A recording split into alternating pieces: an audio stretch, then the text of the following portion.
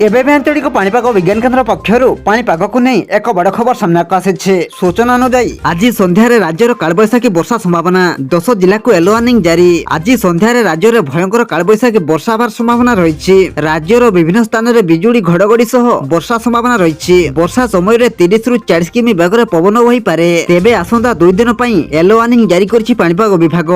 मंगलवार अर्थात आज सन्ध्यारे मयूरभंज और बालेश्वर में तांडव रचिपारे कालबैशाखी। तेबे आसंतु पाणीपाग विस्तृत खबर उपर नजर पकाइबा, किंतु ता पूर्वरु वीडियो को गोटे लाइक करंतु एवं वीडियोटी को आपण मानक सांगसाथी मानक बहु मात्रा रे शेयर करंतु। जदि हम चैनल रे आपण प्रथम थर वीडियो देखुछन्ते ताहले एबे ही चैनल को सब्सक्राइब करी पाखरे थिबा बेल आइकन को प्रेस करी ऑल उपरे क्लिक करंतु, जहा द्वारा आगो को पाणीपाग संबंधी लेटेस्ट अपडेट आपण माने सर्वप्रथम हम चैनल माध्यम रे पाई परिबे। पाणीपाग विभाग पक्षरु प्रकाशित रिपोर्ट अनुसार दुईटी जिल्ला रे बिजुली घड़घड़ी सहित प्रबल रु अति प्रबल वर्षा होबार संभावना रही। सही दुई जिला मध्य मयूरभंज और बालेश्वर सामिल रही। एही दुईटी जिला को ऑरेंज वार्निंग जारी करछि पाणीपाग विभाग।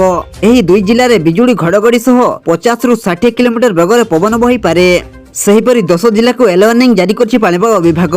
एही जिला गुड़िक हला सुंदरगढ़, केन्दुझर, भद्रक, जाजपुर, केन्द्रापड़ा, कलाहांडी, कंधमाल, कोरापुट, नवरंगपुर और मालकानगिरी। सेहीपरि आसंता काली अर्थात बुधवार मयूरभंज और केन्दुझर जिला पई येलो वार्निंग जारी करछि पाणीपाग विभाग।